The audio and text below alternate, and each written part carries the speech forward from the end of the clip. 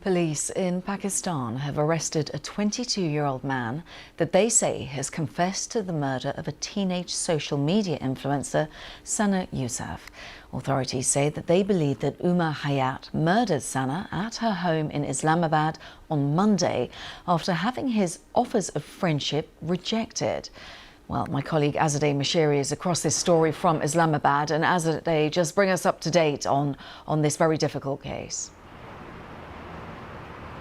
Well, Sana Yousaf was very well known here in Pakistan. At 17 years old, she had hundreds of followers on Instagram and TikTok. In fact, she was reaching nearly 1 million on TikTok. Now, what police have said is they believe that Umar Hayat had repeatedly tried to meet her and had those attempts rejected by Sana. They say he then allegedly broke into her home in Islamabad on Monday, shot her twice, snatched her phone, and then fled the scene.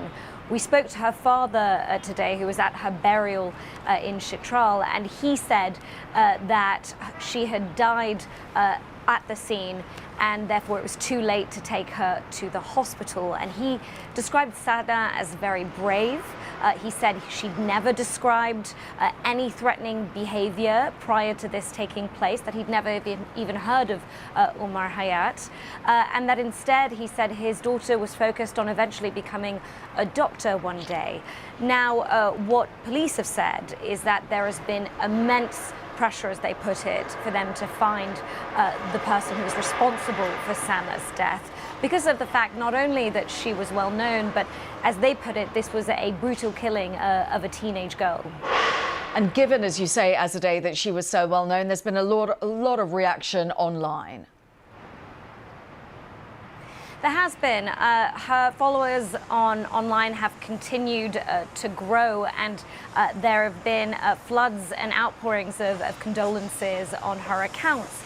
But as much as there has been outrage at the fact that a young woman, a young girl, was killed in her own home here in the capital city of Islamabad, there has also been some backlash to her work as an influencer. Pakistan is a conservative society, and one of the digital monitors that I spoke to, an expert at one of the NGOs, said that a lot of this toxic discourse, as he put it, was coming from a small group of mostly male online users, and that a lot of this is, in his words, misogynistic, patriarchal content, trying to blame a victim here for her own murder.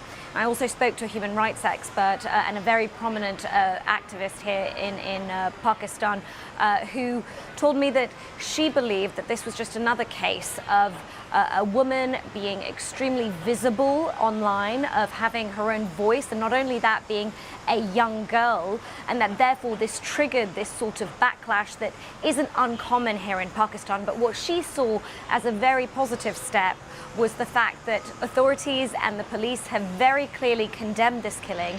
And in fact, the head of the police force here in Islamabad said that they want to get the message out very clearly that that girls and women who pursue any careers or hobbies as social media influencers should have the right to do so.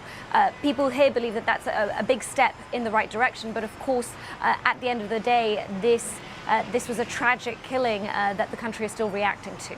Yeah, very, very difficult situation. Azadeh, as always, thank you very much for covering this difficult case. Azadeh Mashiri, my colleague there, joining us live from Islamabad.